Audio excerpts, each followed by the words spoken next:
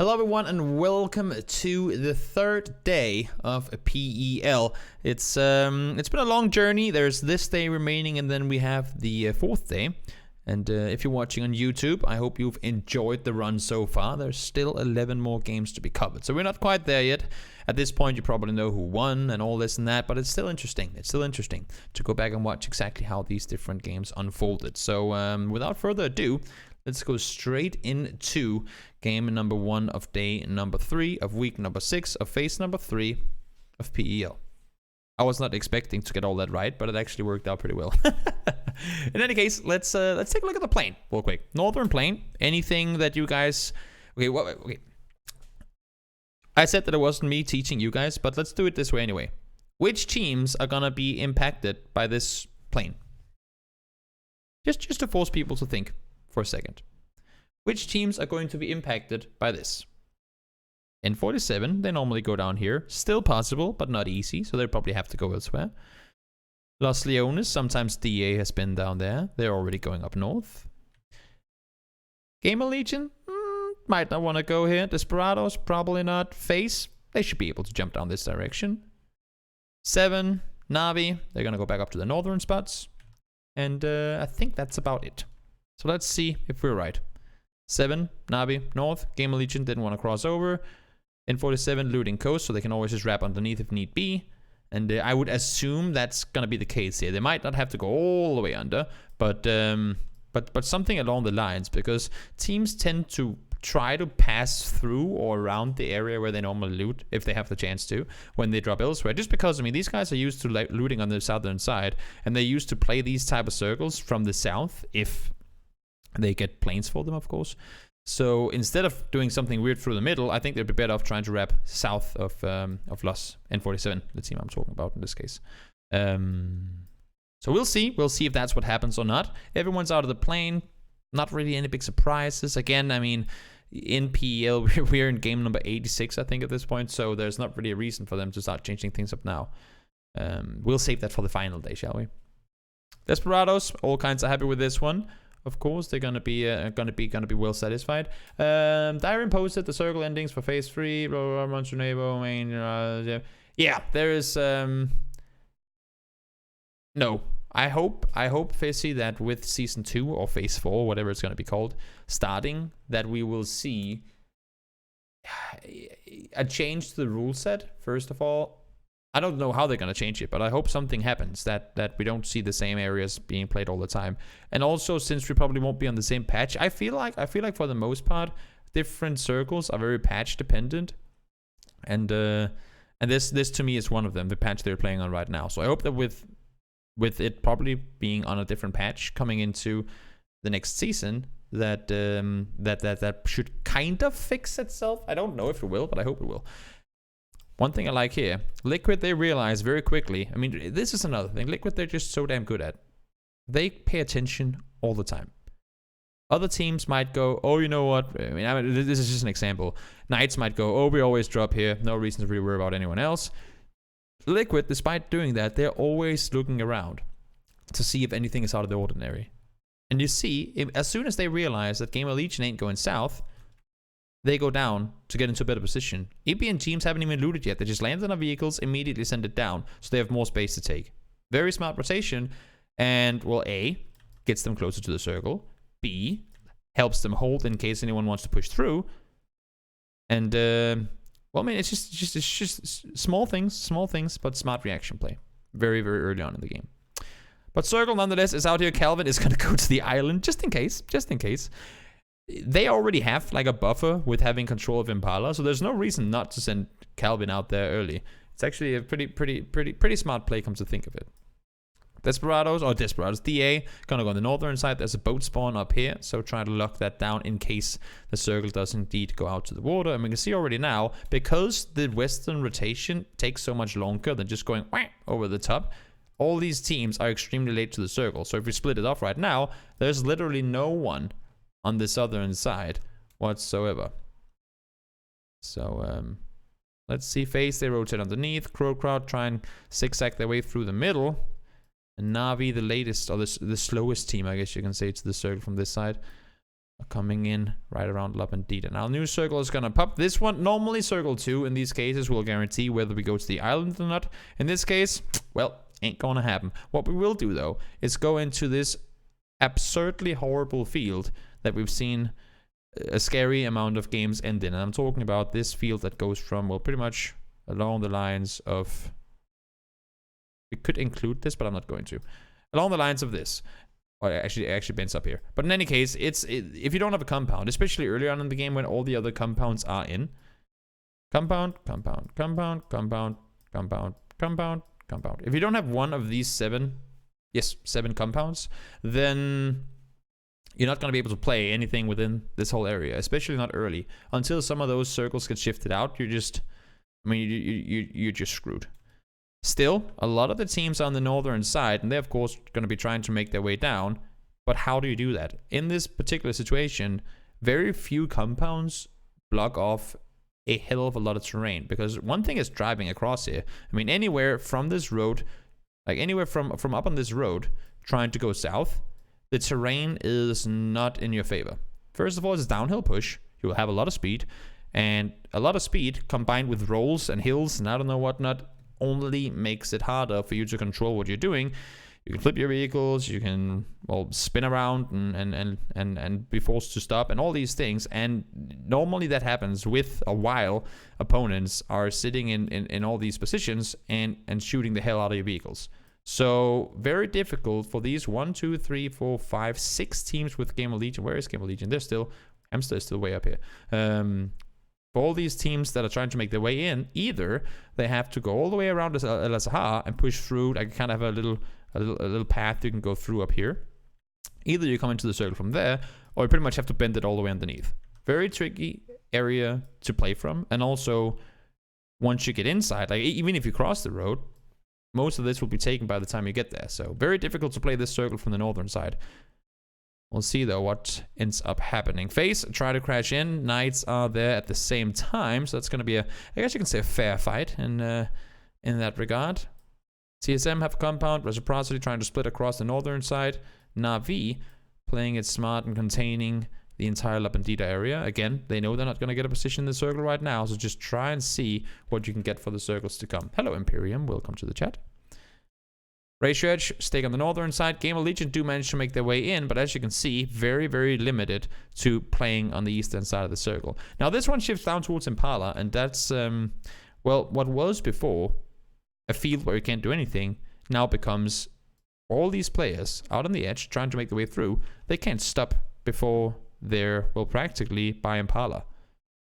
If you're Crowcrowd, and like if any team tries to go straight on the circle, for any of these teams, if they all try to go in, there's nowhere to stop. For like Ratio Edge can't stop before the compound. We'll draw it up like this. They can't stop before there. Crowcrowd, there's teams in all these areas. They will have to literally crash Impala unless if they want to stop on the. There's like a little, what do you call it? Little. Whoops, I'm pressing a lot of buttons at the same time here. Little area you can jump up into here, and well, that's taken by Liquid, so that's not going to happen. So because there's so much open terrain out here, it will force, at least most likely, teams to either rotate around the southern side. Wouldn't be too surprising rotation to see from Crowcrowd.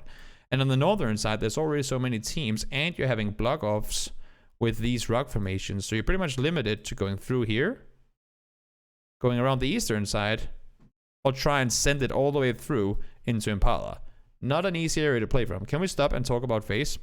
Well, Face on a compound, they're fighting Knights. I don't know what more there's to talk about in this particular game right now. They need to deal with Knights before they can make their way into the circle. That's kind of their situation. They can't really focus on getting inside the circle before they've killed Knights. That's kind of sort of their main priority. And they die. So there's not that much to talk about, to be honest. I mean, they wanted to get the compound. The thing is, in this circle, keep in mind that I think the week prior to this, ENCE had a game where they sat here, got 12 kills and won the game, right?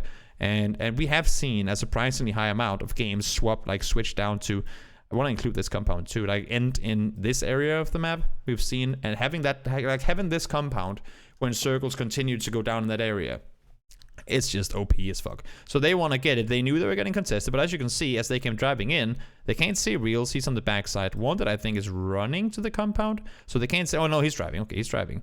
But they sent it in. I mean, you rarely ever see FaZe take these fights early, but they do it here. 4v4.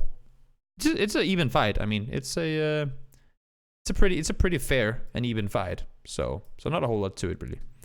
Not a whhole lot to talk about. But New Circle does shift east. As we saw, N47 forced to crash in. Desperados, they were still there, but they now need to contain all the other teams trying to make their way in. Na'Vi crashing into TSM. Here comes Ratio Edge. They want to get a piece of that pie as well. Trying to third party, but that... I love when this happens.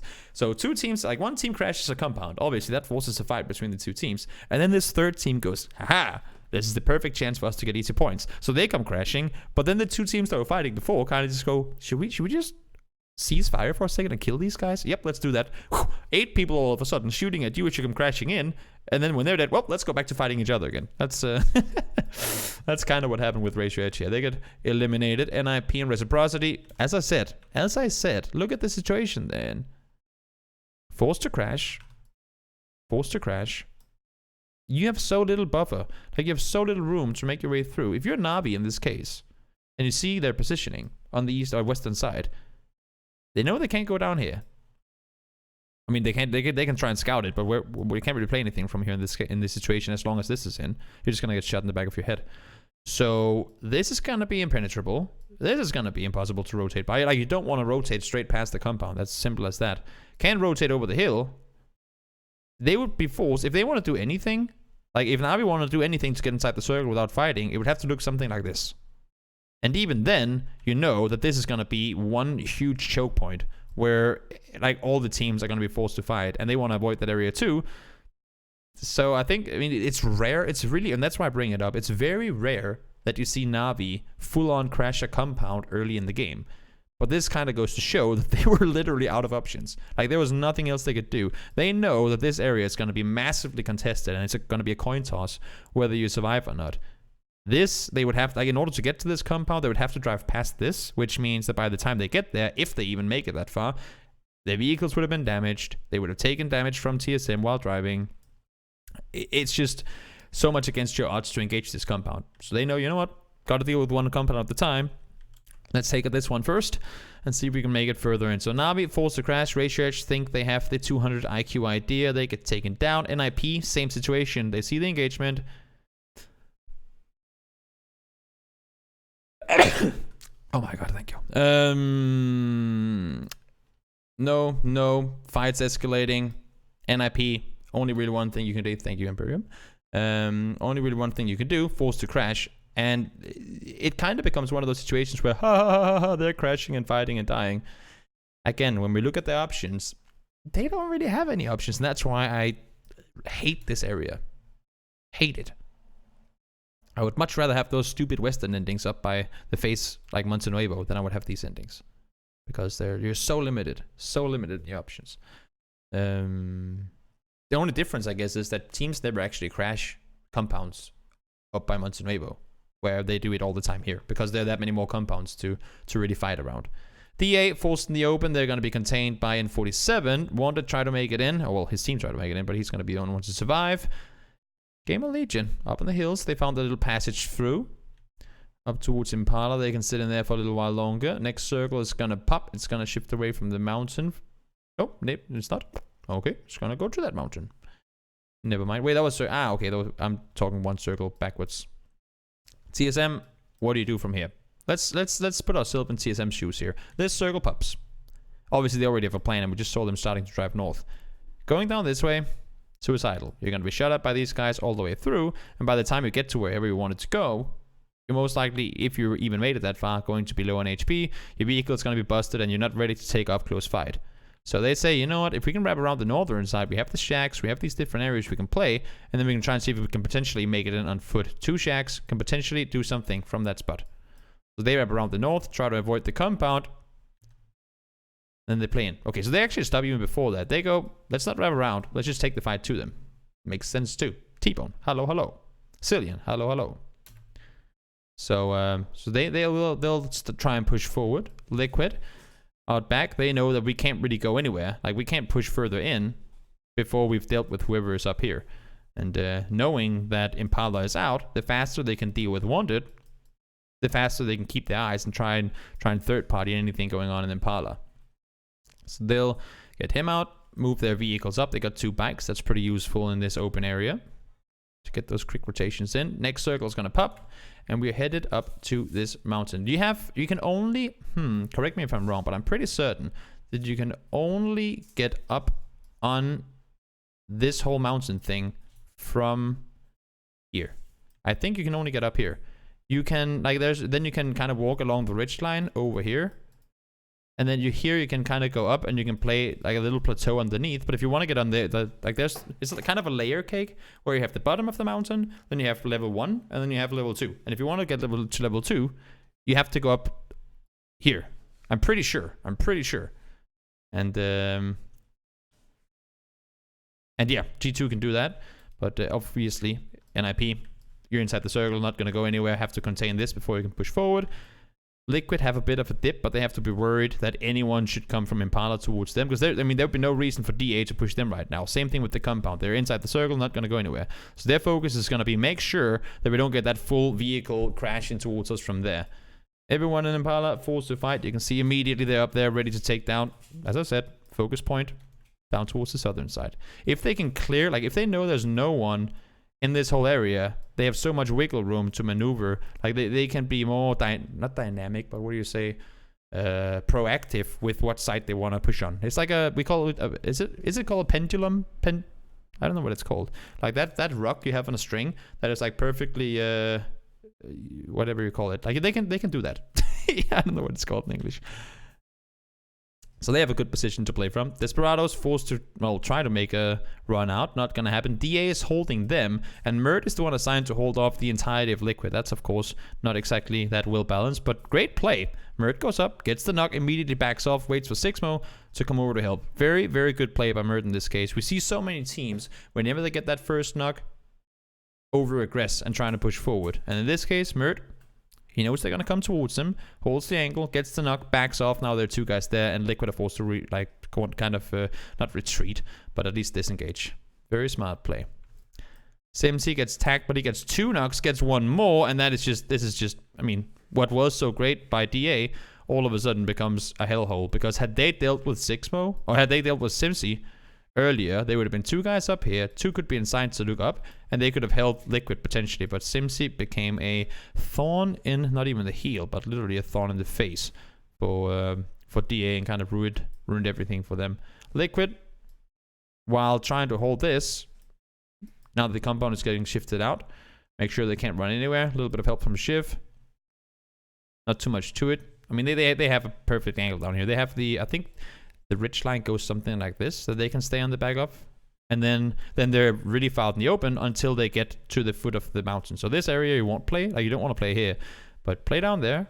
Let me just play down here and play like up against the rocks on the mountainside. And that's why Samsy goes up, gets off angle to get a surprise angle. And also you can see with the dot being behind him, as long as he can contain and James can look up towards Shiv, then they're going to be perfectly set in the middle. Jimji goes down, 2 down. Now all of a sudden it's a 2v1. EB is there to trade. Gets the flush in. Liquid wins with, I believe, quite a decent amount of kills. Oh, okay, 9 kills. Not the highest kill game for them, but they were playing on the western side. I mean, all the action happened in Impala and around the eastern side. And whenever they killed Wanted, that's really when they kind of started fighting in that match. So that was game number 1. I have to keep track that I'm on the right pace here. Yep. We'll jump over here. That was game number 1. We're going to jump in to game numero 2.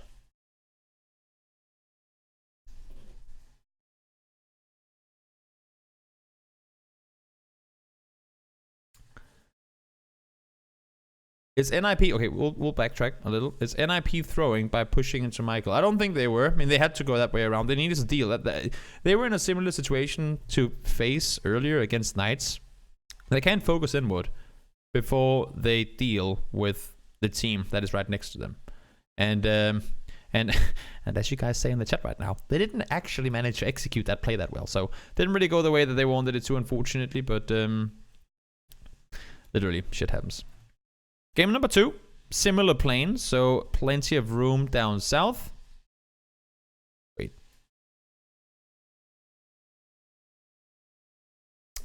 Same game. I was like, wait, did we do it in reverse? Hey. Okay, so accidentally, we started with game 2 and are now going to game 1. Huh. Okay, I was like, well, that's weird. I pressed the wrong game when we started off. That's my mistake. That's my mistake. Now we're doing game 1. And the game we just did was game number 2. That is the first time this phase that it happened. I guess that makes sense. We do it on the final stream of the phase. That's when we fuck stuff up. I'm leaving. Amateur. Pfft. Yeah, I'm sorry. I'm sorry. Shit happens. But this circle, arguably the most center circle you can get on all of Miramar. I mean, there's so many different endings in potential. You got the entire ridgeline here you have to deal with. You have possible San Martin endings. We can take all the compounds. We have those Minas endings we've seen before. We could even go back out here and, well, kind of. Nah, that would be quite a few hardships up in that area. So plenty of outcomes available. A few changes that we see is G2 didn't care to go all the way north. They're going to take the split that 7 normally does. And I think this is a strange situation where it's kind of similar to Erangel, where in this case they have the chance 7 to make their way up north. Like they could jump here, which would, I mean, would be a far jump, but they know G2 that that Navi ain't gonna be here. So they'll have space on the back. But in all fairness, Navi could have jumped here. Looking at this plane, they will go north, but Navi could have jumped. I would say in a lot of other scenarios, Navi could and would have jumped south in this plane instead of up. So fortunate for G2 that they don't get contested at all. And now let's see. So this is the first game of the day. I'm sorry that we kind of did them upside down. And the circle pops middle. Plenty of room on the northern side. Obviously a southern plane. That's going to be obvious. And Michael and Rory splitting it wide, trying to make their way over. EP runs up, scouts forward. Might have noticed Gustav inside, we're not quite sure, but Scouts makes a run in towards the compound. Reciprocity getting themselves looted up, they want to set up before opponents come in. Gustav manages to disengage as the liquid vehicles come up. Did he flip a buggy? He might have. But he gets picked up anyway. So they'll be fine for now. Still a somewhat wide 3-way split considering the circle. But then again, they are somewhat on the northern side. And they're also in a position where you don't...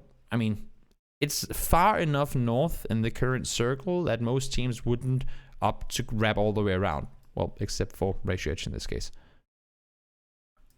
La Bandita contested by... oh, not actually La Bandita, but... N7, they have like their split compounds, and then you have N47 trying to wrap up from behind and see if they can scout further forward. In the meantime, Gamer Legion, this is interesting play because DA don't normally go here.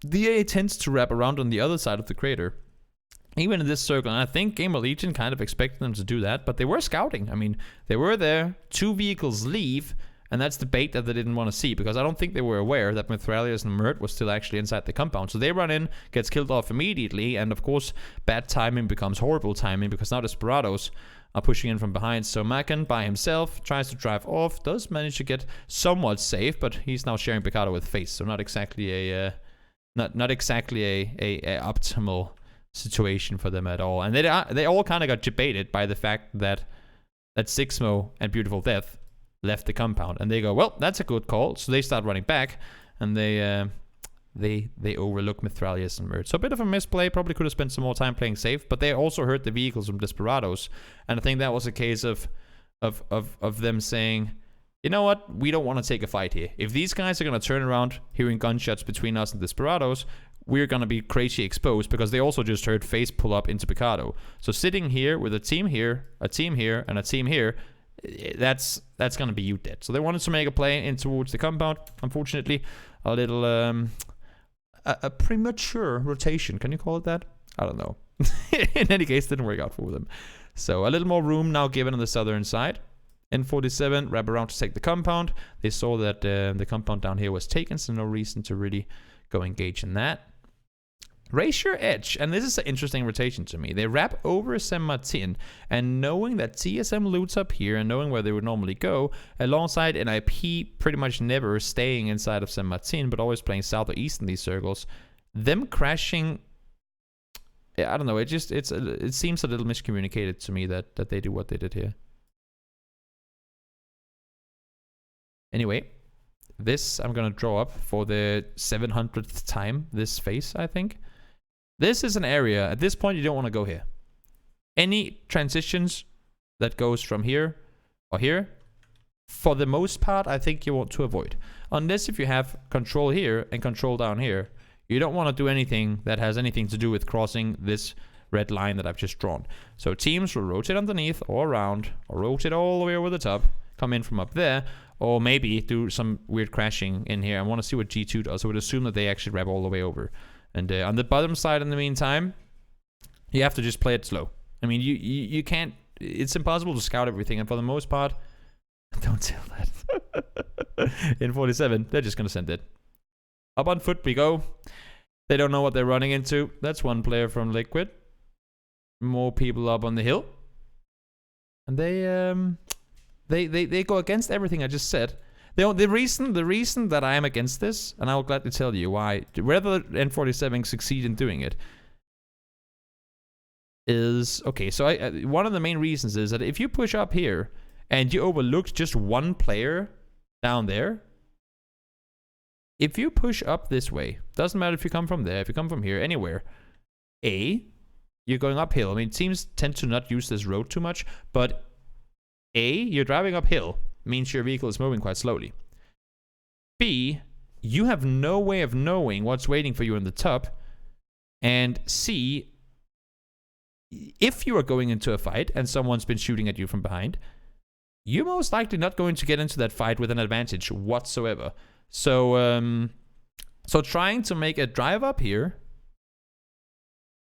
I think the only reason they make this call is because they saw or heard a vehicle, of course they don't know that it's Gemty, but I saw a vehicle leave here, which leads them to believe, well, if Graveyard ain't in, and nobody's rotating out from Mikado, and we don't see anyone here, that should be a somewhat doable push up the hill for us. But it's still absurdly scary. So even though Liquid might succeed in doing so, it is, Liquid, I mean N47 might succeed in getting up here, it is a very dangerous play to make.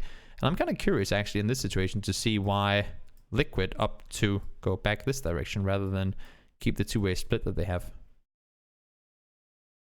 I think they heard N47's vehicles cross over, so that like this being in this compound with a team sitting above you is like your vehicles all get destroyed, and you're gonna be very easily pinned in, and you will rely on like circles to keep going towards this compound to ever get away. So I think that's the case. They want to deal with N47 before maybe going back to the split again. But leaving this compound and has the ender now probably also means they ain't never getting back on it. They thought they saw... Wait, what? Yeah, so Liquid go up on the top. They run into N47. They end up getting one player down. James goes down as well. Knights wanted two players from Knights are in the area. N47 are there. Vasco tried to hold the flank. Ain't gonna work out. And again, there's no way of any of these players to know what is happening over here. So Knights are gonna have a field day if they can get to third party this one. Circle went north. And this is kind of gonna stall out and well... I guess my point stands. The teams that tried to make it up the hill got killed.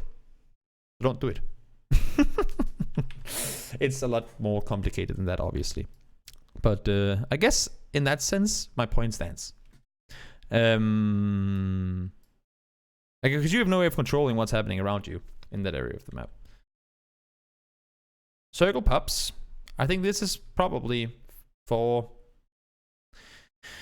13 out of 16 teams, this is probably the worst circle you could get. And for the other ones, they're going to be well satisfied. I mean, Navi, they're going to stick around as long as they can. Face, they'll get to wrap over the top, might even go further north. Tixu and Growcrowd, they can play the back foot. And all these other teams, well, they can't really wrap around this way because they have really nothing to play in here. So go into San Martin, or because you can't play the like from here, from the road, to here, you can't really play anything. So either you stay down here, which is far out, you go down to the dip, with a big chance of having your vehicles pop from the uphill positions around you. Or you have to go all the way over to the dip on the other side, which is a scary rotation because you can't really scout it from where you are. So even for knights, I mean, also now they're kind of fighting, or half of the team is fighting on the other side. It's a pretty tricky place to fight. We'll see Crow Crowd. They're moving over the top. G2, high ground. And this is the good split. I like this. Have one guy up on the top. We've talked about this in pretty much all analysis games where we've gone up here. Have one guy above, eye in the sky, see further forward, and have 3 guys locked down the compound. 2-2 splitting in this situation, I think you should value. Like, in the end, the compound is going to be worth more than the guy above. Yes, it's good to have him for info, but when the circle is as small as it's going to be after this shift, you can play without the guy above rather than playing without the compound. Because if they're sitting up here and this compound is going to be taken, it's going to be extremely hard to get anywhere from here. DA, well, they are... we can laugh, but they just got sent to circle without getting punished whatsoever. I know you guys do DA lulz all the time, but if you want to see a successful rotation, that's right there.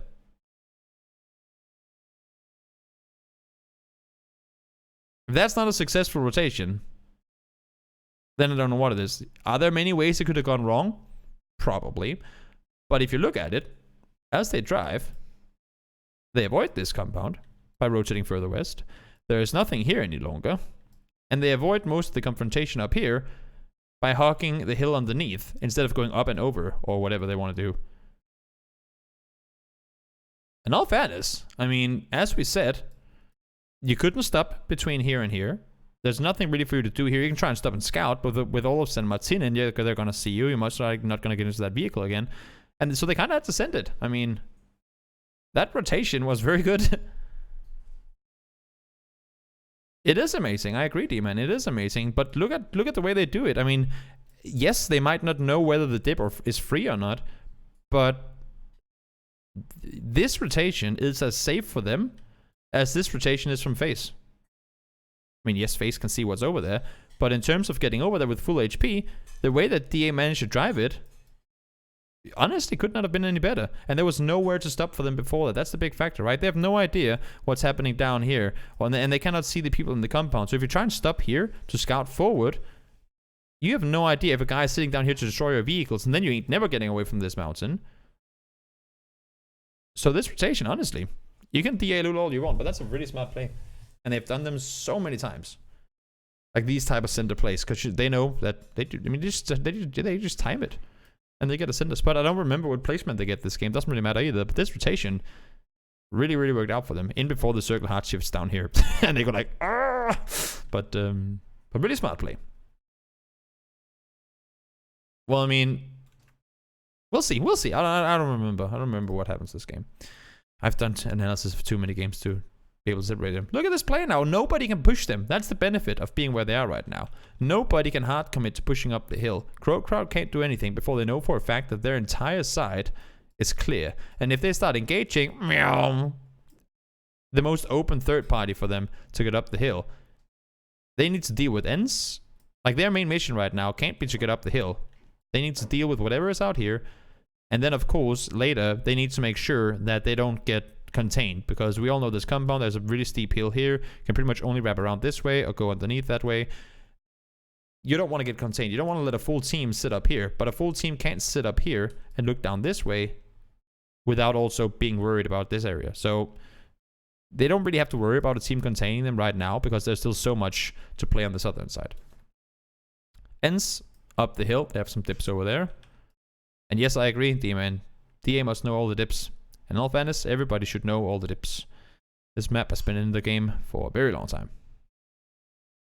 If you can know all the Erangel dips, then you can know all the Miramar dips. It's just a matter of, I guess, being a little autistic. Because there's a lot of them. Knights trying to crash over, they kind of have to. That's the thing. I mean, if you get stuck over here, and any of these teams get breathing room to kind of just look in that direction, there's no way you're ever crossing. So while these teams are fighting, you have to make the play. And I think both Desperados And nobody wants to get stuck here. Use it for scouting quickly, then move over. Same thing here. Knights, use it for scouting, move over. You can't go anywhere else. Crash into the city, nope, NIP is there. Go north, they just saw 7 rotate it. Can't do it. Try and play up to the hill and see what you can do from there. That's the only play you can make. Then, of course, get the hell out of here now, because now we just shifted out of San Martin. DA playing dynamic in the middle. Can't just go on a lockdown. Constantly move around and try and make sure no team can push into you. Of course, the focus point right now, if we kind of draw a split in the circle, and this is another thing. Is this kind of halfway through the circle? I think it is. We have 9 players here. And then we have 32 players here. And we have a huge area in the middle that we can't really do anything with right now. So all the players that left San Martin are forced to play on the right side. Like either all the way right or just push up this way. Which means that this entire thing, like this entire part of the circle, is not only there's no one there, but it's practically unplayable in total. 7, they know, well, we can't go anywhere before we've dealt with Knights, so they have to take the fight to them. Face, Face, they know, well, we can't start pushing up before we deal with 7, so this fight is kind of bound to happen. DA has 1 player knocked, and that's a little scary. I think at this point, if I was Crowd, depending on the next circle, I would probably start considering getting up that hill. Because if DA gets enough space, you can see them all pushing over that direction now. That's gonna be very tricky, and oh my lord, okay. So they get to stay inside, but I would not want to be down in that compound anymore. Like I wouldn't want to bank on getting a hard shift in that direction in the next circle. I would need to get the hell out of there. 7, push over the street, run into Face. That fight, as I said, is gonna escalate. Compound, I mean, it's shifted out of, and Desperados plays wise. Calvin up close, maybe even too close, because in this case, you know that NIP and Navi and Knights, neither of them are gonna have time to focus on Desperados. They need to deal with the guys next door before they can focus on the team waiting on the other side, and that's why this is such a good third-party spot for Desperados. So just Calvin should probably have been back, just because if he gets knocked, there's no way in hell he's getting help. And also, DA can third-party the third party. So, a little scary. Fight escalates. Fuzzface by himself. I think I saw that game. Fuzzface ends up... doesn't he get killed? Yeah, he does. So 7 wins that fight. They now have to get out of there. They're only 2 alive, though. And you can see Crowd, contain, secure. You have an anchor. Can we... How do you draw anchor? Like this?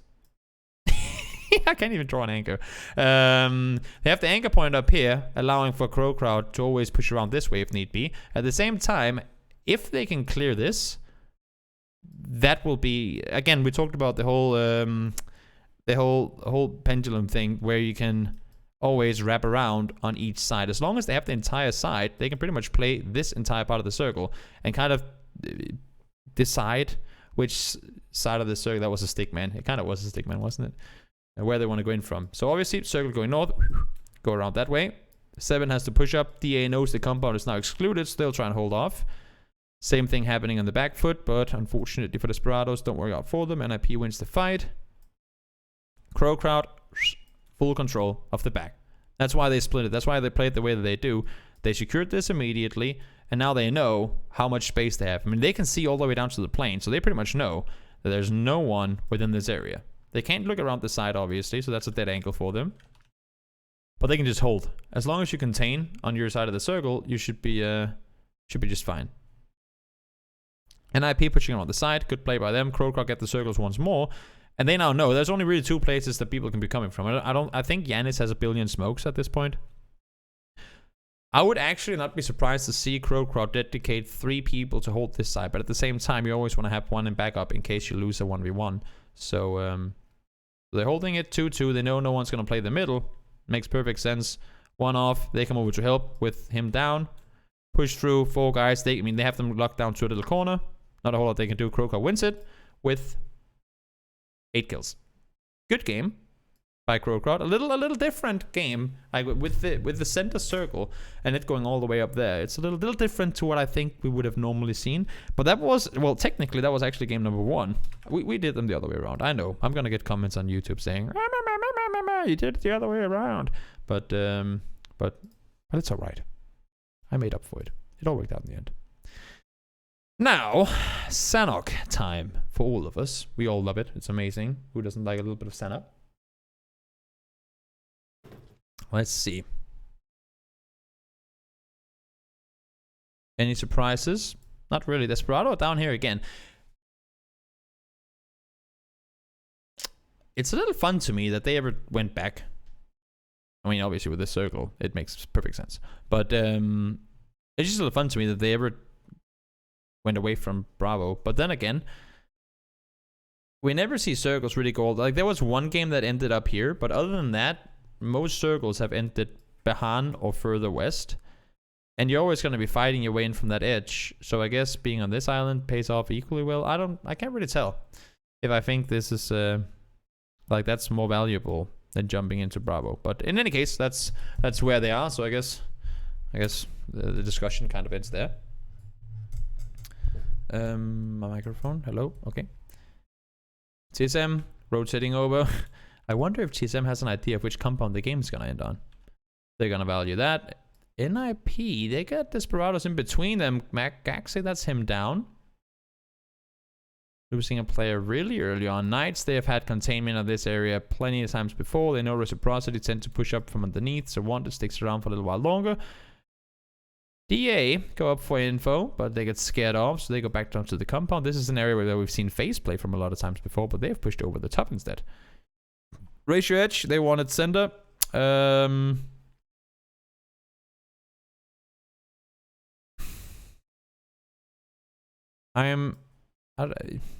It's kind of similar to what we saw in the Miramar game just before. I don't mind the idea of them wanting a center spot, but looking at how late they're rotating, we're 5 minutes into the game already. And if they expect any of this to be free, in all fairness, I think that's just a bad read. They know that there are so many teams looting here, because they jumped out late, right? Let's see. So by the time Ratio Edge jumps, we already have 1, 2, 3, 4, 5, 6 teams out of the plane. So they should know. They should know that there's a lot of teams in this area already. And we all know that when you play Sanhok, whenever you know which circle or which island the circle is going to, doesn't have to be the first circle, but whenever you know which island it goes to, you pretty much say, oh, I'm done looting. I have a pistol. You know what? That's fine. I just want to get that compound. So expecting this area to be open. Okay, let's see now. Let's see. Okay, they're taken. When does FaZe get there? That's kind of the point. Here. 5:10. They're there. And Ratio Edge gets there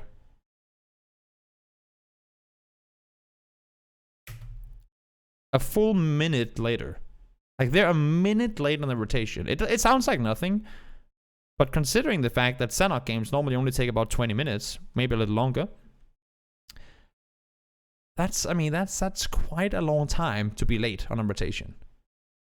At the same time, if they want to get this spot and having to be a full minute faster, and they rotate all the way from Paradise, if they have to be a full minute faster on their rotation, they pretty much have to leave now. And they don't. They're just too slow. I don't see them. Like, I don't see the point of trying to go in here at 6.5 minutes into the game. And that's why, well, they get killed. I just saw them coming in and I was like, why would they even try that? But obviously they learned a lesson. I'm sure that they will not do the same thing given the chance to repeat the situation. This circle is fun. We tend to always go in here, and we're going to bounce back. But FaZe walked. Yeah, exactly. FaZe they loot Pineano. Easy peasy, lemon squeezy. They're gonna get there first anyway. Knights rotate to the shoreline. Reciprocity right behind them. We know the game is gonna go. Wah. So everyone's trying to play around the compounds up there. 7 two-way splitting. Game of Legion, stay in Ruins. That's a little surprising to me. Ruins is not normally a place you really want to sit in, to be honest. Just because there's, so much open that you have to clear. And any team up on the hillsides or in the compound on the other side can pretty much mean you're dead. Shiv knocked. I'm not sure he's going to get back up on his feet. Navi, they're pushing from the south. And of course, the east side is going to be a cluster because this entire path by the road is really open. So NIP splitting the way they do makes sense. They only need to commit one guy here because they can see people so long before they actually make it there. So one guy here, 2 guys with the vision above to see where, if the circle goes north now, where they have to go in that direction. Makes perfect sense. Also, they can help contain should any teams try and push in from the south side. I think NIP actually has 2 wins on Sanhok from this compound. One of the games, they just literally had to do like that in circle 8 and they won the game. And the other game, they pushed up earlier and they killed knights. And that was the one where Gem2 was sneaking in week 3, I think. So NIP has 2 wins from this compound, and they play that area really smart. Like, they know that area inside out. This is why NBS and Vada up here, so you can help contain should Navi push over. And then if you don't want to take the fight, well, we just go straight back to the compound. Remember, they lost Gaxi early on, so a dangerous spot for them to fight in the open when you're only 3v4. So Circle's gonna pop once more. Where are we going? This one can go anywhere. And we hard shift east. I think that's why TSM went here to begin with. They know that these circles, they tend to go into this area. NIP holding off 2 teams, doing well at that as we speak too, unfortunately. As we said, down 1 guy early doesn't make things easy. They now have only Miracle and Vard left alive, but as you can see as well, all these guys are helping them contain, so it is doable. Of course, the issue being that leaving here now is going to be practically impossible. So both Navi and Liquid, oh no, Navi and NIP, I think will go down here. Liquid managed to disengage the compound. They know they have to get up on the hills. We've seen this circle end here, I think, approximately 1 billion times before, and now it's going to again. We've seen I've had these endings 4 times in PKL, and seen it twice in Contenders. I think I've seen it 3 times in PEL. Like an ending that ends somewhere in between these 3 compounds.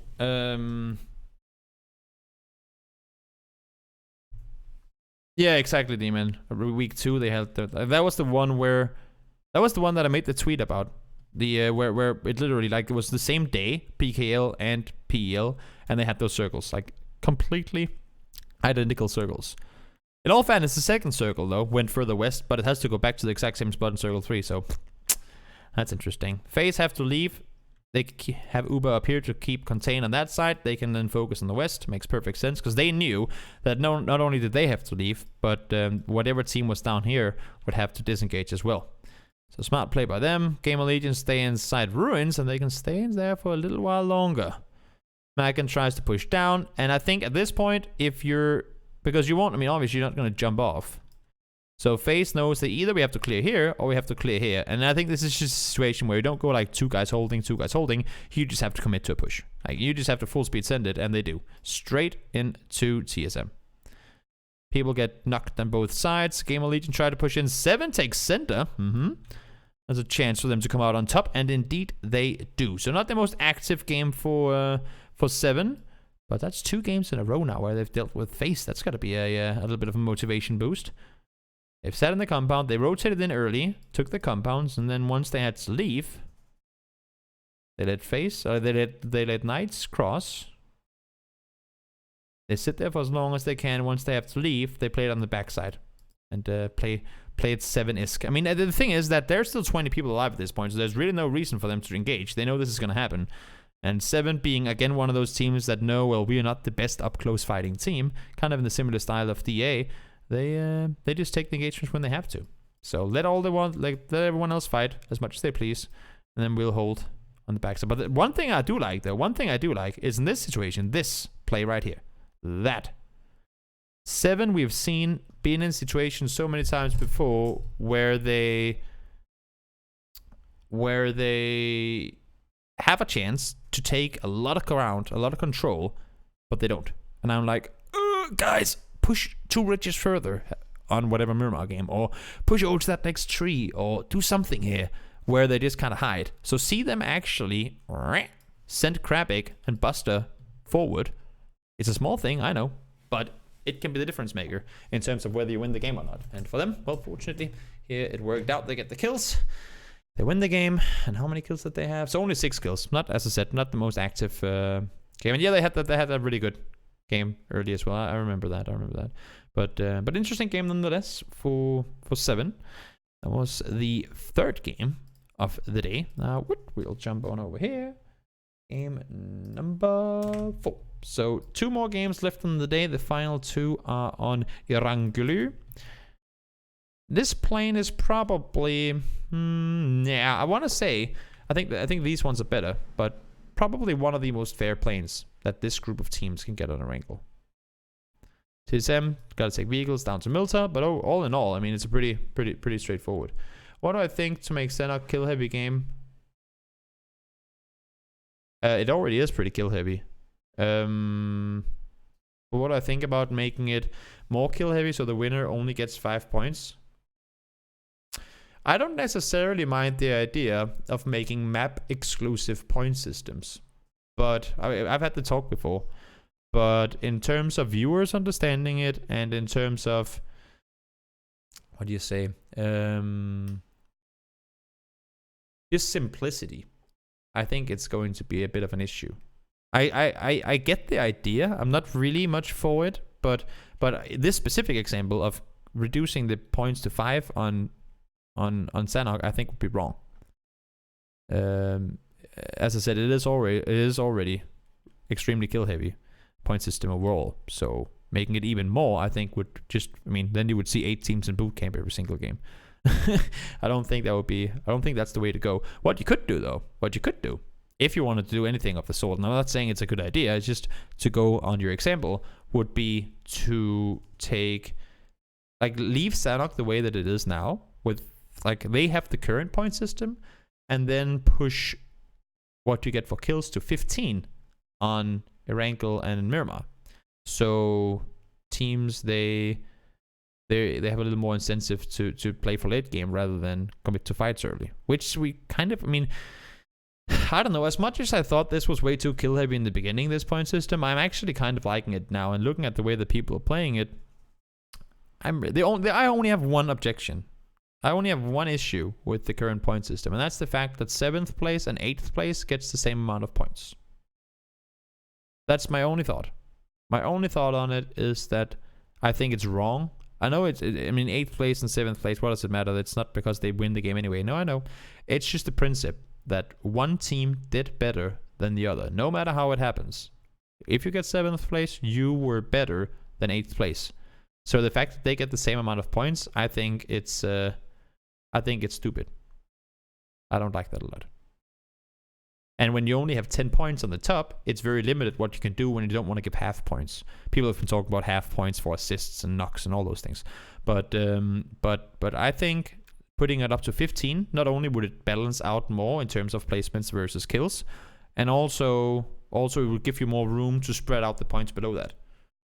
So you could get 10 for a win, or 15 for a win, and then maybe 12 or 11 for 2nd place, and then you could have 2 and 1 instead of 1 and 1, because only having 10 placements for, well, essentially the other 7 placements makes it very difficult to really to spread, if that makes sense.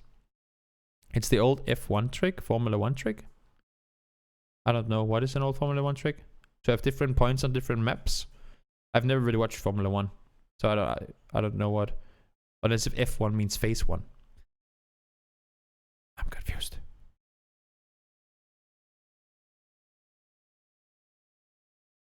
Oh, they use that in Formula 1? I didn't know that. I guess that makes sense. But I hope that answered your question on the thought. K-Mine changes to EU team. We don't know if that's gonna happen, Grave. We talked about it earlier on the stream today. I think it's just, as D-Man Will said, Chinese whispers, that K-Mind doesn't say no while streaming, and that means that everyone thinks he says yes. I don't think that's the case. Anyway, decent plane, decent circle. Of course, we don't know whether it's going to go to military or not, but we already exclude quite a few play fields, because teams obviously won't be sticking around on the northern side. And if you go south, I mean, honestly, as soon as you go south of this, we can say, as soon as you go south of this, what do you really have left? Compounds on the eastern side, but going into these compounds early with 4 normally means you're going to lose a guy or 2, or potentially even worse, lose your vehicles. This liquid split is quite aggressive. I like the idea, but it's also extremely dangerous. It's a big chance of you getting pulled up on either side. And one thing I do like about it, though, and I want to give Liquid credit for that, is they are very creative with their splits. If you're a team pushing in from the northern side or the east or the west, whatever, you can never really guess what Liquid is going to split, like how they're going to split. They are very creative, and like they're very good at changing up their splits. They rarely ever just sit a bunch of guys on top of each other. They have all these different installations to how they use all these different points in their splits, and it's very difficult to really predict which split they will use in a given game. So this, as dangerous as it may be, is very, very effective. Especially if they don't get pulled up on by anyone. NIP and ENS, they drive side by side towards the circle. Not exactly optimal, but NIP say we don't want to fight you. You can do whatever you want. And now the circle goes north. We still have our amazing 4-shack field in the game. Over there. And everything around there is pretty much dead man's land. I mean, I guess we should go a little further down, but you know what I mean. There's a lot of open terrain you don't want to be in. A lot of open terrain you don't want to be in. A lot of open terrain you don't want to be in. I could draw this all over the map, but I think you get my point. There's a lot of area in here, with the exception of that you don't really want to be caught in. They're still keeping the split? No, they're not. They're going to go 2-way down below. I think this positioning from Liquid is, at this point, quite scary. The only thing is, if they lock down everyone in Pochinki, they will have, like, first of all, it's going to be very dangerous for them to leave, because if a team gets posted up here and here, there's no way they can drive that way, right? So for them to give up this spot is dangerous, but at the same time, committing 4 guys up here just really often becomes a situation where you can't contain it all. I mean, the teams push up. Oh, that's an easy third party. Other teams will come, and there's just, it's too open for you not to be exposed to some side. You have teams over on the other side that can try and shoot over. Even just 2 teams. I mean, if you're sitting up on the top and you're trying to fight a team that's over here, you go behind a tree, all of a sudden you're exposed to that guy, and that's going to be you dead. So very dangerous spot to play from, especially early on in the game where there's so many people around you all the time. Like, once you can start locking things off, if the circle is like this, and you know there's no one behind you, or the other way, I mean, whichever way the circle goes, then it makes more sense to play, because you only have to worry about so many angles.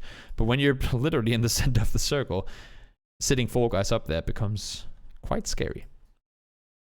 It's worth it, essentially, because you get so much vision, but it's very, very dangerous to try and stay that way. Face, rotating over military, playing on the southern side, hoping for a southern shift in the upcoming circle. Desperados, they're wrapping around the backside. New circle pops, and we are going into, potentially, Pochinki. Still, fields, I'm not going to draw them up again. You can see them just fine on the map. Liquid, they want to push into their teammates. Almost makes it 3, but gets caught off in the middle of that rotation. You see, they have their vehicles down here. And for them to make this rotation simply takes too long. G2 are there to beat them. They're already going. Chris is up there way early. TSM, they want to get up as well, but they ain't going to happen. Or that ain't going to happen. Now, TSM gets caught in a bad position because they wanted to, I think, initially they wanted to get up here. They see that's going to be impossible, so they want to cross, but then they get shot at, so they have to stop to help him. And while they stop, Navi comes and takes their top. So all of a sudden, TSM are caught in a pretty damn awful spot. They have like that one little wall to play around, and then N47 comes to say hello, so they're in all kinds of trouble too. Hey guys, we don't want you guys to feel miserable by yourself. We can come help you. And they get kind of trapped in that spot too. Circle once again pushes to Pochinki, and I think this is what it all comes down to.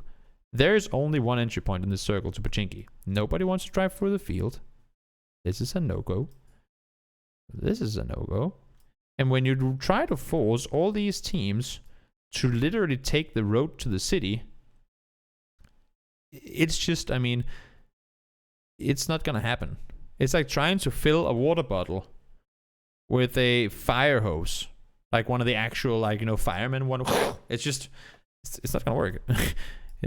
You have so little room to move, and in order to actually fit all the teams to make that rotation, not gonna happen. And then even worse, whenever they get here, everyone wants to stop in this area because nobody wants to commit to the center, so they are gonna fight here anyway. So very, very dangerous, very difficult to do, and that's why we see so many teams forced to take these engagements where they can't really do jack shit from the spots they're in.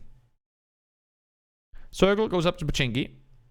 We're not guaranteed yet that it's actually gonna go inside the city, And M47 push in, and this is a little interesting to me because they see, I would assume, or maybe they actually don't, they run down here. Okay, so they don't get the info that DA is pushing in, but I would have thought that even in this circle, N47 might want to play the farm alongside the top. Only thing is they know, and I think that's why they're leaving. They know this is going to be a hotspot, and at the same time, they know that the center is going to be taken. Like, city is going to be taken. If you go in too late, it's not going to happen. Even now, they almost barely even made it in, right? So, I'm just surprised to see that them seeing DA leave, they don't go take that instead of crashing into the city. But then, as I said, leaving here later would be difficult if the circle actually does commit to Pochinki. So Pochinki has half the teams in there, if not even more. Crow Crowd are holding the west side, and these guys are just sitting and saying, please, God, shift out of Pochinki. We don't want to have to go in there. Circle, wham, it goes into the field just below. A little. We still have, well, the entirety of Pochinki inside this little pie city. Still inside, plenty of fields, and FaZe can pretty much only play here or there. Game Allegiance set above. They want to get angles. They can't push down before they've dealt with FaZe, and G2 is shooting at them as well. Plus FaZe pushes over, gets caught out by Macken. Game Allegiant, not a Game Allegiant. Crow Crowd tries to push into the city. Menox was on his own north of the city, and now Fex is by himself. Try to push forward, saying hard shift south, hard shift south, hard shift south. And he gets it. Also, it's because FaZe is down here, and FaZe always gets circles. That's the only reason they won the tournament. Is what I've heard people say, and I don't really agree with them in that, because they have been playing pretty damn good. So anyone using that as an argument, you're not right. But FaZe, they do get to stick around for a little while longer, and yes, they probably get shifted away from next circle, but there's going to be so many teams eliminated up here that them in 10th place now will probably be them in a better place with the circles to come. A better, what do you call it, placement. So they will, without having to do anything really, manage to get inside placement points. Because they just wait. And now they can wait even longer because the circle shifts down to them again. Think about it this way. Look at this. This is where the bottom side of the circle is, right? Would you think that with this line I've drawn, 2 circles from now, this is where we are? Would you have thought that? That is some massive hard shifts going straight down in the face of, well, FaZe and G2, even more so. They're sitting in the very center of it. Haters gonna hate. I agree. I mean, it's PUBG. Sometimes you get lucky, sometimes you don't. Fortunately for FaZe, they got some good circles. But it's not only that, they also know what to do when given circles. It's not all teams that play super smart just because they get circles. Some teams are just being passive and then hiding things out. And some teams, they actually dare to make a move, and that's one of them. One of those teams are FaZe. So 4 duos left alive. Reciprocity has to make their way on in. One goes down. Monkey is still alive, but it's not exactly an easy spot to play from. G2 get him down. Upa and Mexi realize they're low on HP, and now it's DA versus FaZe endgame. One down from each team. Athralius versus Mexi to finish it off, and he's snaking, and FaZe wins it. Would you have thought? Would you have thought? In this circle, when FaZe just lost 1 player. Look at this. Would you have thought that FaZe were going to win this? Oh, he did get a knock. Yeah, he got the knock on towards one of the G2 players. Would you have thought that FaZe were going to win this? Probably not, because had this circle gone anywhere here, G2 would just have contained them, they would have died. But some good circles, alongside them being proactive, made sure to hold the field when DA pushed out. And whenever G2 had a player knocked, which I think Monkey does right there, frags go down, they know it's G2 sitting, they know they have to push because they can't be contained. They're active, and then they take the fight to DA. Everyone thought they were going to be screwed. I agree. But good circles. Again, good circles don't always guarantee wins, but good circles allowed for them to win the game, and they end up getting a solid 11-kill game out of it. So fortunate circles. Yes, no one can take that away. They were lucky with the shifts, but they also did manage to win the game, and that's no guarantee just because you get circles. Let's see now. Game number 5, last game of day number 3. We still have 1 more day to go after this one. Western Plain, we've seen these a couple of times already. I mean, that's why we've seen so many different teams on military. But Western Plains have been kind of interesting. Pretty much as Western as you could go. The circle goes north. Yeah, exactly. They push over to G2. They had to. I mean, many other teams probably wouldn't have made that play. And then they would have been caught out in the bottom. So they might get some circles, but they know what to do with them. And that's not always easy to do. TSM, they don't want to rotate over towards middle, so they'll just loot the bottom. Let's just slow it down a little bit. Any other changes here? Nope, not really. 7, they're back in their usual. Whoops. We call it usual spot, but in all fairness, in the end of it, there was no way of knowing what they prioritized. Because when the plane went like this, they would go Nobo sometimes. But then when the plane go like this, they still go Nobo rather than go here. And then you go, huh. So it's not because they want to land early. So you never really know. It's kind of a coin toss. Which of these two areas 7 prioritize. This time around, though, they do go up on the northern side. Mert has kicked out Skoom. Maybe you know this, Demon. Maybe you know this. There was a period... I think it was it a whole week or was it just a couple of games where Skoom would land ruins, take the hotspawn US, and then go loot here? But now Mert does it. When did that, like when, I know that he landed Watertown and they never really fought, but kind of fought. Like when did this happen? Was that a scrim game where he pushed him out and then Skoom backed off? Because Mert going up to yellows, that gives such good contain. Like they get so much knowledge on what reciprocity does off of that. I just never really figured out why Skoom stopped going ruins. Because it was a pretty good idea. I mean, with him going ruins and taking this, and they knew that there was no one in the middle, it really worked out for them. But then there was also a period where I think one of the DA players, I don't remember if it was Mert or not, would go here or here to loot, and then if Skoom was out here and they have Mert in the middle, then Skoom is kind of isolated from his teammates, you know? I'm just curious to figure out why he ever stopped going there. Skoom, that is. Could have been the decision, though. Could have been the decision. But let's see. Circle number 1 is popped. It's going to be a potential northern one. We still, of course, have the serpent going through the middle. The pregnant snake, as I like to call it. Like, pregnant snake. Small snake babies down here. This one's gonna go north. Yep, exactly. Oh, this game indeed. DA try to cross over. They get caught by reciprocity in transition, so they lose 1, unfortunately. Ends are gonna wrap all the way north around and play this. I like this split from Desperados. And one thing that's funny about it is that Desperados, for those of you guys who don't know, back in Phase 2, Desperados used to be Besiktas. And they didn't have Calvin, because Calvin was playing on Desperados. A little complicated, but stick with me. In Phase 2, Besiktas, now known as Desperados, were playing in Contenders, and they were playing against a team called Quickmath. Quickmath used to loot Severny. And whenever we had these northern circles, Quickmath would do this exact split. Now, the funny thing was, Quickmath was always a team to split, and they rarely ever disengaged. And Besiktas realized this, so what Besiktas would do when you see northern circles is that they would drive from where they looted straight up, and they would crash into one of these areas because they knew if we can go up there early enough, they're only going to have 1 player there. They did that. Oftentimes they would get a compound, maybe even more than 1 compound. They would kill 1 or 2 players from the Quickmath, and then they would get themselves a good spot in the circle. So it's just so fun to me to see that now they do the exact same thing. Like, they do what they fought against. And I guess that means that if you... how do I structure the sentence? If you know what your weak points are, having been the one to exploit those before, it makes it easier for you to play that position yourself. Does that make sense? Kind of? A little? I don't know.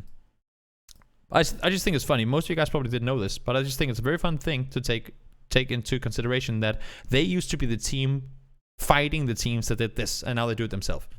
Little funny inside knowledge type thing that I don't know if you can use for anything, but it's kind of funny. Face taking prison wall. Yeah, exactly. I mean, exactly. You know, if you have been the one to kill the guys doing that, then you also know what the dangerous things about doing it is, because you were the one who, well, killed them. So it's fun to see teams adapting strategies that they have defeated themselves, and then doing them a little differently. Now let's see. TSM G2 pushing over the top. I don't think G2 is going to commit because it's going to shift back south. And we saw it as soon as the circle popped. Woo! Oops. All the players just like immediately spun around. Now, there's still no guarantee. That's the funny thing here. There's still no guarantee because the water going through here, it's only circle 2. So it could still shift north. Had it been Sanhok? Nope. Obviously, it's going to go down here. But this time around, there's no guarantee. And now the funny thing about this area is... And yes, there is more landmass on the south, therefore, in the head of the player, they go, let's play the odds here, right? Getting a spot in the south is gonna be statistically smarter, percentage-wise smarter than going north, because there's more landmass down south. Now, the only thing is, if you compare the south to the north, let's say that this circle was a little bit further north, just outside of Pachinki, a little further north. And it went up here. So just underneath Severny as well. Complete 50-50 split on the north and on the southern side. I know it's not now, but let's just act like it is. If you look at the... Actually, we can do this. If you look at the northern side, let's draw up a circle. It's not at all going to be a pretty circle, but this is kind of a circle where it's in the middle. Look at the north and tell me how many compounds you see.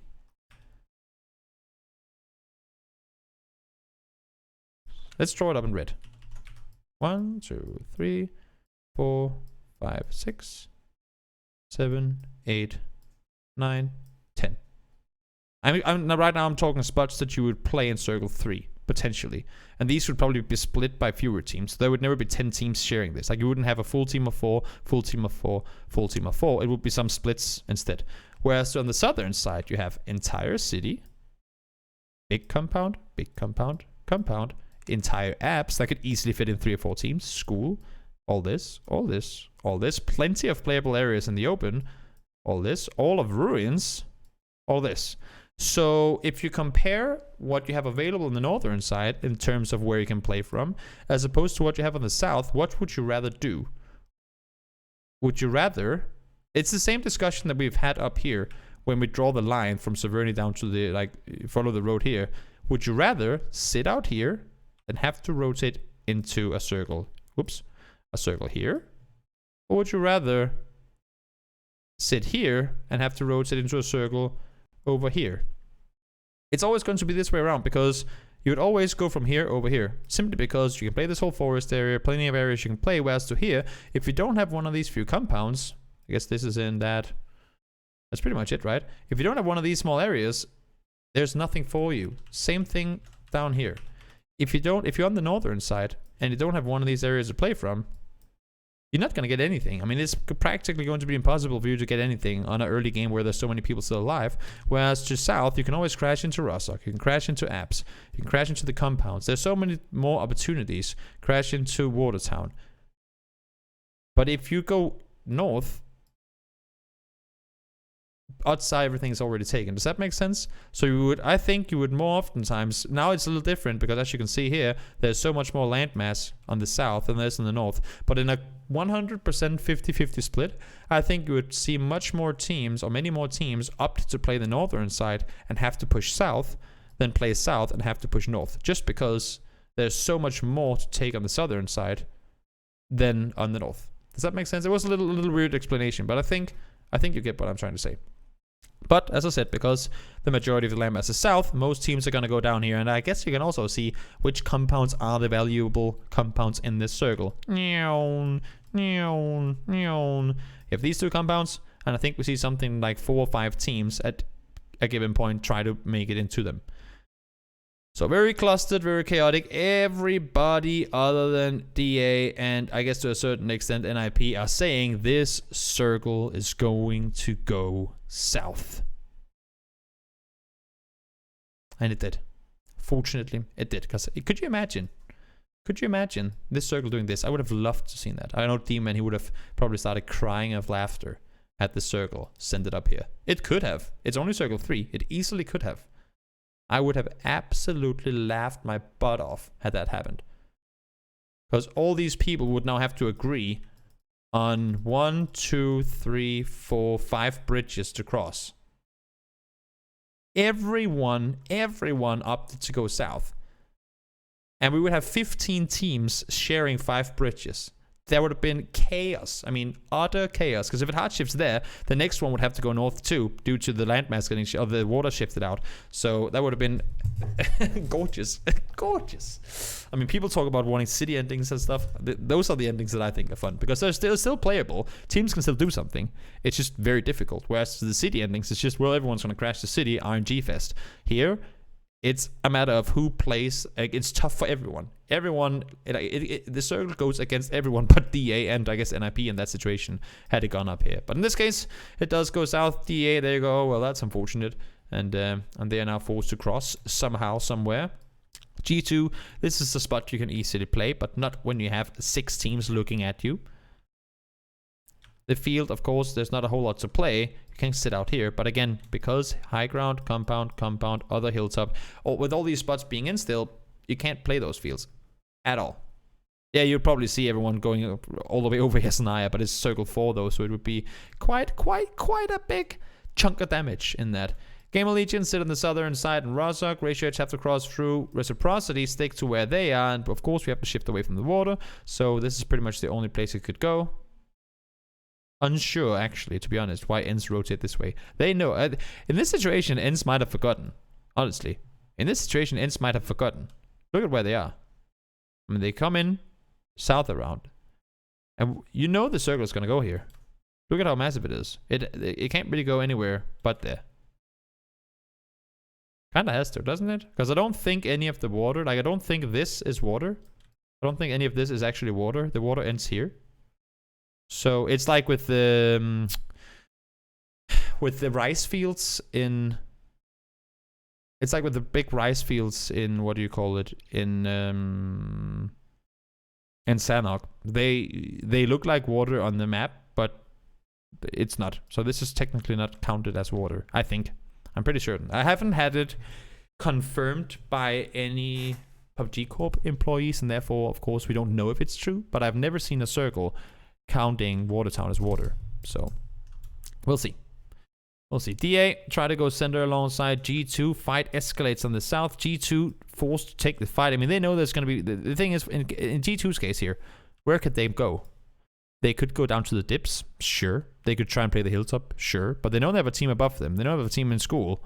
And if they don't deal with them and they go down to the dip down here, then they're going to be trying... Like, because they will only play this dip to look forward. But if you're sitting in this dip trying to shoot at Watertown or whatever, while a team is standing above you throwing nades in your face, you're going to die anyway. So might as well try and clear out everything on the northern side and then move in later. So they need to take the fight to raise your edge because, as I said, they cannot play, like they cannot focus inward before they've dealt with what's behind them. Raise your edge, use that time to move down to the dip on the other side. Now that the hilltop is going to be shifted out, it makes it a little more easy to play. Oops, they get the kills, they go to the dip. Makes perfect sense. You can play the dip, but you have to deal with the guys behind you first. Still plenty of open space in the middle. All these, I call it the Tony Hawk area, just because people tend to do crazy flips, you know, out in that area. Tony Hawk skate park out here. Circle, hard shifts down towards Crow Crowd. There's a little bit of a dip that, or a little, like, I guess it's just like a divot that DA can kind of find themselves in. N47 have one vehicle. And I'll make that 2 vehicles actually. They can push it a little bit around. Game of Legion caught in the open. Bjorn is not going to be able to do anything. He's going to go down. TSM is playing the open hillside. That's not exactly easy either, knowing that knights are around. So they need to make a play. And also, the circle just shifted all the way. Like, they have all these different plateaus. You have like the uphill plateau, the flat plateau in the middle, and then the hill down to the compound. It's a little further down. It's more like this, where the tent is, you know. But in any case, with this shift, you only have one option. Like, this would make no sense. You can't push out into the field because, well, suicide. Crash the compound. It's all you can do at this point. Just push into the compound. Stay up here now. See if you can get some kills. But push into the compound. There's nothing else you can do. I think what their initial plan was to say, good, with where we are and where a team like N47 is, the blue is going to hit them before it hits us just because of the distance to the blue. So if we can stand here and get some kills... Because I don't think TSM are expecting them to survive a 3v4 push into this. So they kind of forget about Knights for a little second. And then Iroh gets taken down, unfortunately. But or gets knocked at least. They might be able to get the rest. Yep, they do get him back up, but now they have to push down. Gustav goes down. Rory tried to take the vehicle, not gonna happen. Crow Crowd, they're gonna full-on focus on what's happening here, and with them dead, they can now turn their focus inward as well. Always clear your sides, and then you can start focusing on what's happening over on the other side. Reciprocity, they're up and on the top. That knock is clutch, because that allows for Na'Vi to push out on the side. They need to take the fight up close, so close fight, close fight. EB crashes center. Only 2 players alive in the team. Crow Crowd still playing the southern side. Now they lose that dip that they just had to play from, so they need to push further in.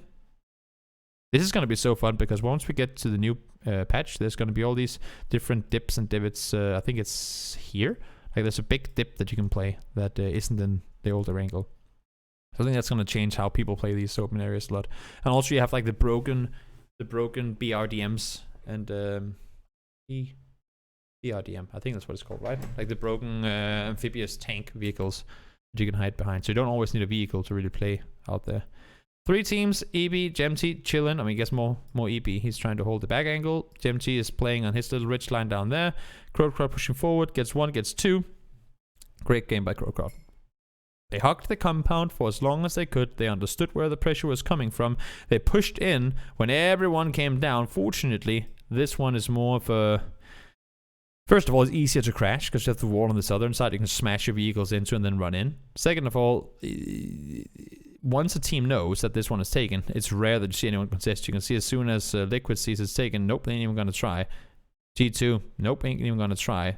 Whereas this is a little more inviting because technically one team can play one side, the other team can play the other side, and so on and so forth. But having a 4-man crash into this, you're exposed there, you're exposed there, you're exposed there. If you're the team trying to breach while you have an opposing team inside the compound, that is going to be most likely you very, very dead. So they win the game. 9 kills for Mise. I mean, Mise is an absolute god. He was a top fragger in contenders last phase, and now he's up there again. So very impressive to see him frag out.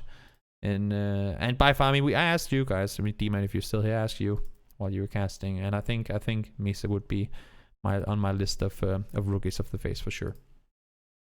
Or rookie. Yeah, I agree. Mise was by far my... I was expecting him, but the thing is, he is... it's a little different when you think rookies in terms of N47, and Vex. Vex was way up there as well in damage. But the thing is, Mise was one player that was added to a full lineup of PEL worthy teams. So it's easier for him, I think, to shine, because he's getting thrown in to 3 guys know what they're doing. Mise, you just follow along, kind of, or do your thing. Whereas for all the Crow Crowd, or for all the N47 players and Game of Legion and those guys that were new, like certain, like full team rookies, I guess you can say, they were all kind of new to it. So I think it's much easier for Mise to shine in a situation where his 3 teammates have been in this situation before. Whereas for one like Vex, he did really well, despite them getting thrown into relegation. Game of Legion, I think he had the 4th most damage overall, right? Let me just go and double check that. I'm pretty sure Vex had the 4th most damage overall. Player stats, overall damage done. Yep, 4th most damage in the entire tournament. And he had 20 kills less than 8C, but more damage than him. That goes to show. I mean, he's a fragger, a good one at it too. He was 4th in damage overall. So, and he was doing that with a team where nobody had been in that situation before. So that also, I mean, I think gives another level of impressiveness to it. But Mise was just, I mean, Mise was landing the shots when he had to, and it showed. I mean, in his stats, can't drive a bike. Nope. That's something we can probably agree on. But that was day number 1. So if you're watching on YouTube, thank you so much for tuning in. And